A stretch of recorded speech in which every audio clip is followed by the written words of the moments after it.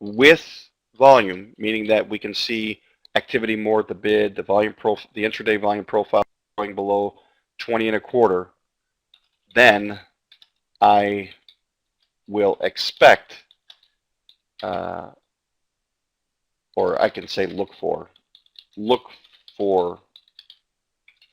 price to continue down to 1915. So what that means is I don't really care about a trade. I really don't care about taking a trade in this area. And might I miss a trade at 17? Absolutely, I might miss a trade. It could hit that low volume area at 17 and just bounce off of it and go. But what I'm going to look for, if it bounces off of this low volume area at 17, this composite low volume area, and starts moving up back above 2025, I'm simply going to wait for a retest. Because the likelihood is if there was a test down to 17 and it pops back up above this 2025, there's probably going to be a test again down into this level where I'm going to look to go long and I'm going to have a great trade. All right, so down to 15. The next LVA below this was, and that was going to be right here at 1909.75. Okay, so I'm going to make this red, and these are going to start to become the numbers that I care about for potential trades on Monday. So now what I'm going to do is I'm going to say if price opens up, my first scenario, if price opens up above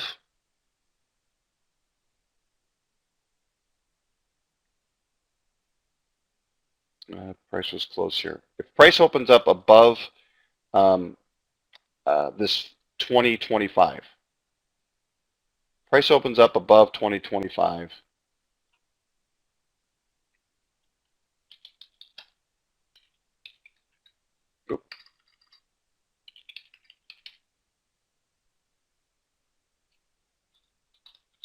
I will look for a long if price tests down to this level. If price does not test down to,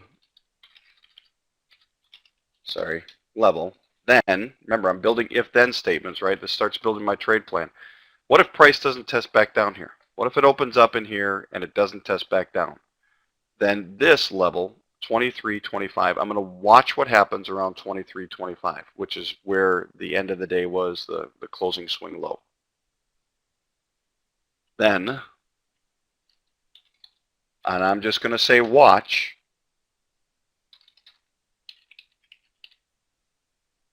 and here's why I'm just going to watch it. Because anything can happen around this thing, and it could bounce off. There's close right above it. It could bounce off of this, and if there was a finish to the downside on the profile and the print told me to get in, maybe I would take this trade. But I want to watch it because in looking at this, and this is where it ended, so it might be a great trade, and some of the information in the overnight is going to help. But this is the area right here where buyers got aggressive again several times. 1, 2, 3, 4, 5, from 21.25 down to 20.50. Buyers got aggressive and they held firm. They said, this is where we see good value down here. This is a good buy down here. So where I really would prefer to take that trade is down here at 20.50. The other trade I would look to take is if after IB sets, so if price just rotates up in this area and we get high volume up around 25 to 26.50, somewhere in this area, I'm likely just going to sit on my hands. What I'm looking for on Monday is initial, if it opens up here, I'm looking for initial acceptance up here, and then I want to see, is this just a test and price is going to move back down for the day, or is this acceptance and we're moving higher? Because if it's moving higher, then I can look at my other chart. Where is it? I can look at this chart and say, where is it likely going to go? Well, we're likely to go test this 31.35 level, right? And this 31 level, this starts to become my first opportunity for a short. And I need to close this up for tonight. But if this would be my first opportunity for a short. So if my next one is, if in this one, if price tests higher, I will look for an initial short at 1931. You see where I'm getting that from?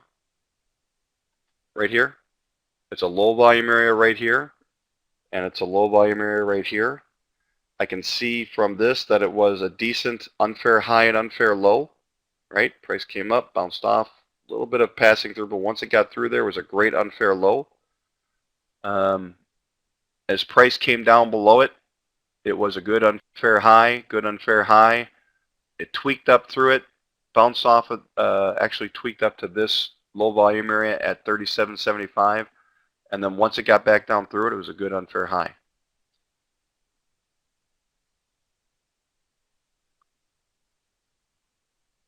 So that's my first opportunity for a short. Now, what if price opens up? If price opens up between 2015 and 2025, that's my next one. Remember, our first if then was always where does price open? So if price opens up between 15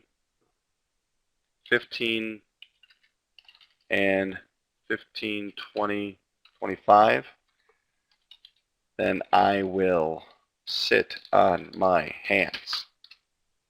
That's it. I don't care what the volume profile tells me. I don't care what the print tells me. If price opens up in this area tomorrow, I'm doing nothing. I am doing nothing, and I'm going to wait until I see price come down through 17. I want to see 17 become an unfair high for the day, meaning I want to see resistance up around the 17 quarter level. And then I want to see price come down through it, and I'm going to start trading down to 13. And where is the next one? 1909, right? 1909.75, 1910, where I'd look for buyers again. Doesn't mean buyers will step in for the day, but that's where I'm going to start looking for buyers again. So now I have a short opportunity. If price comes down and 17 starts holding, I have a short opportunity, especially if we start gaining volume below 15. I'm taking that down all the way to this 10 level, where I'll scale out in front of it, and I'll start looking for to see if buyers are going to sell it, step in. If you were scalping, this could be a very good scalping area as well. Now, if price starts coming down below that, now we've got opportunity for further price movement to the downside. I'm going to start using this chart to say where are my opportunities. Right here, there's that 1907. Below that, if we get down below 1902, 1903 quarter, remember from last week in the morning, pre-market, 03, remember that 03.25, the first time in the pre-market, we saw a buyer step in hard. That still needs to be a key level. If we get down below that, we could see price coming way down. So the other thing I would look at is we do have a channel starting. And so tomorrow morning, the other thing I can see is if we start getting rotation and start getting volume above 33.75, I'm going to be looking for a long off a retest of 31. And I'm going to be looking for a target for sure here, but I'm going to be looking for a target here at 37.50, where I'm going to start looking for sellers to step in. Yeah, sorry, I'm sorry I talk a lot. So, but I want to be thorough. Sorry, guys, ladies, guys. When I say guys, I mean people. Sorry. I know I take a long time and I talk a lot, but it's important for me that I'm thorough. And I know, but I get it all the time. I talk a long time, and I got 12 monitors here going. So my when I got my office doors closed, my my room heats up to about 114 degrees. It's like the middle of stinking Phoenix in August.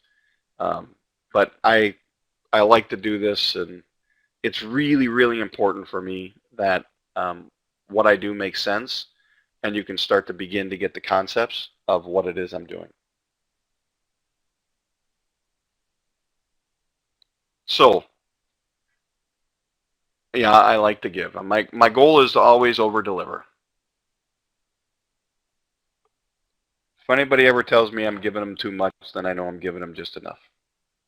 So that's what I do in my trade plan. And on oil, for example, here is I don't have a longer. Let me just see if I do or don't.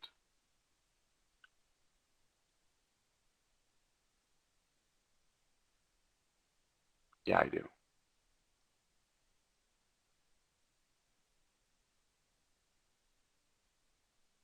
By using IQ feed, DB showed me how to do this, so I can use the continuous contract. Ooh, where'd it go? Where'd my profiles go? There they are. So on oil, I can do the same thing. You can see this level here at 98.80. You see how when I have identified it as a low volume area, and actually there's a range. So what I would do is I would do this. And here's what I can tell you about oil. If tomorrow or tonight price starts getting above 98, 98, 99, 99 level, if price comes back down, the print shows you to go long, you go long off of that level. Go long off of that level, and this is weird. My volume profile keeps coming in and out, but look to take that trade at least up to 99.57. I mean, there is potentially a really good 50 tick trade on oil.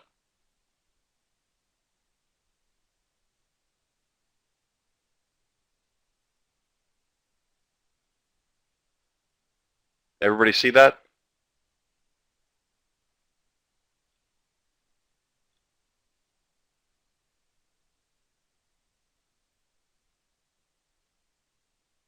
The longer term, shorter term, this is also a gap. We start bumping above that. Now oil, and I don't mean this, no pun intended, but is a little slippery. It can let the print tell you where to get in. But right now, the low volume area to the upside is 98.80. 98.80. So that's what I'd be looking for on oil. You start getting above 99, you get a retest, boom, long. So is this making more sense? Is it helpful to see how to use the profile to identify those areas of interest? Understand the print. You got to understand the auction, what's going on in the day being the most current context of buyers and sellers. And the next day and the overnight and the next day, you're looking to see, all right, are buyers and sellers still the same or something changed? Is something different? Based on my plan, what is price doing? That'll tell me whether or not I'm going to sit on my hands or I'm going to take a trade short or long in a specific, or look specifically long or short at a specific area. And after you've done this for a little while in the different instruments, I'm telling you, I, I don't guarantee anything, but I'm telling you, your perspective, your paradigm on the instrument that you're changing, you will transform into a market guru. And I don't mean to say that tongue in cheek. You will transform into a market guru for that instrument. You will be able to look at a day relative to its overall context and say, well, if buyers did this and sellers did this and they defended this and they tested here and it ended like this, then the probability or the likelihood is they're trying to do this, and they're doing a pretty good job of it. And if they're trying to do this and it's long and they're gonna test lower, where's my best opportunity for a trade that gives me the best risk reward? Sometimes it'll hit. I mean, most of the times it'll hit. That'll be great. It's worth your wait. If it doesn't hit, you got to find your next trade. Thanks, George.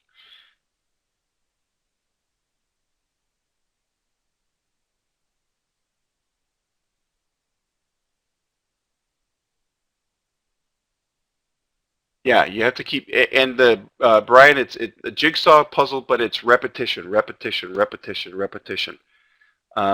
So, we'll do this again. I won't. I'll try not to take as long. I think I've gone hour and a half, hour and 40 minutes. Um, yeah, IQ is just a data feed, not a broker. Yeah, and I'll find some mornings that we can trade together. Okay. And here's what I want to do. If I trade with people, because I've had some bad experiences in running a trading room, my goal in trading with people is to teach and get you to the point where you get it and you're self-sufficient, where you don't need me.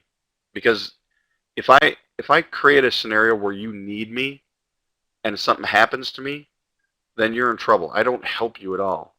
So when I do a trading room, I want you to understand that when I do mornings and I'm trading with people, I'm doing a lot of explanation, and I'm talking through the auction and looking at the trade plan and identifying levels and saying, see what happens, see this, watch what happens. This is what we're looking for. There we have it. Okay, we're taking our short. So that is what I am all about in a trading room. The best thing that could happen, in my opinion, is for you to say either, number one, you could teach this, or you're just in a trading room for companionship and the fellowship and the social aspect of it, not for needing trading advice. That's my that would be my goal. So I do a lot of education when I go through um, training training room. In fact, I call them training rooms, not trading rooms. All right, DB, I took up a lot of time. Again, I hope it was value. I hope that you guys all saw this as value and not just me talking a lot. And as long as we accomplish that, then I consider the night a success.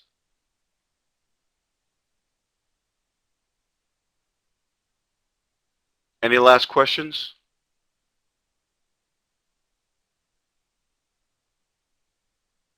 Oh, I do want to show you this. Can I show you this before I go? Can I show you this, please?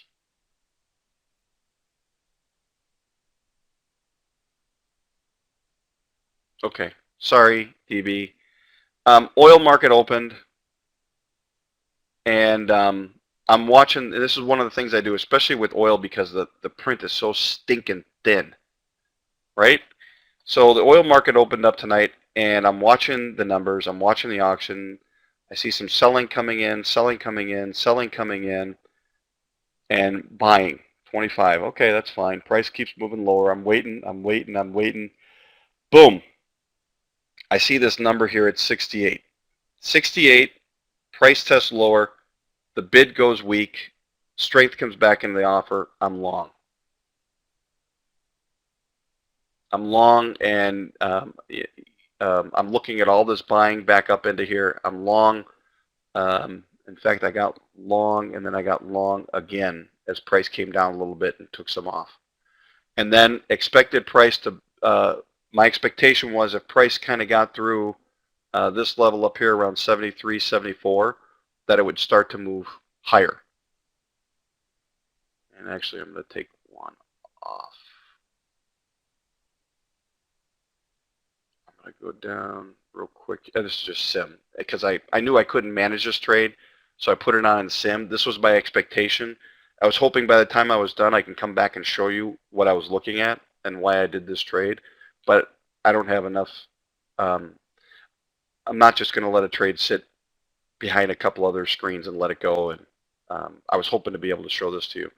So what I would do right now with this weakness and strength at the right around this low volume area that I had marked is I would take one off. So I would sell market, sell one, and protect some profit, and see if we can't get anything further. But that came from, I want to show you where that came from. That came from looking at the auction on Friday and looking how this ended. I saw a test to the upside, So, and see this 97.74? Last test was up to 97.72, 72.74. Became a pretty critical area for oil on Friday. Here's 72. So my expectation was I would take price at least up to 72. If it got through 74, I was going to see price start to move higher. And you can see it take off. You can see 50, 30 momentum dots. You can see it start to take off a little bit more. And my expectation now would be at least a test of 97.89, if not higher for the day. But you know, we might see sellers stepping in around this 97 and 98 area tonight. VPOC was support. Yep, you can see it right there. Very good. Volume point of control came down. Weakness at the bid. You can see the sellers tried to really push again here, and then this is actually what catapulted price higher tonight is all of this selling right here. Boom, 26. See if I can make this bigger. 26, 24, 52, 38. They all got trapped. All these sellers got trapped, and then they started puking up here, right up here, over the high. And now I'd look for price to go even higher.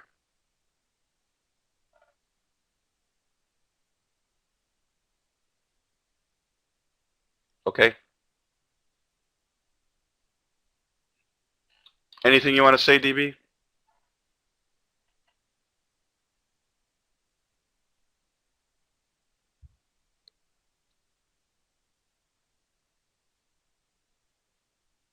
Not a bit. Okay, I said enough, huh? All right. Well, thanks everyone for joining me tonight again. I hope it was helpful. That's been my goal. You know, I wish I could have taken this trade live, but there's no way I was gonna. It would have been really impressive, but there's no way I'm gonna leave a trade, especially in oil, sit there. I just wanted to show you at the open of oil tonight what I was looking for. Once I saw buyers stepping in, I looked for a weakness, got in, and if price would have started coming down much lower, I would have probably taken my stop. But I had a lot of belief that buyers were starting to get conviction here. And this is where I expected to see a bunch of stops is right above this level. And now we'll see if it will continue. Okay. Thanks, everyone. I will follow up on Wednesday. Wednesday morning, we will be back together. And I'll look to try to do some videos during the week as well. 7:30 a.m. Central. Thank you, DB. The reason I'm doing it earlier on Wednesday is because I want to go an hour before the open so we can get through a full trade plan.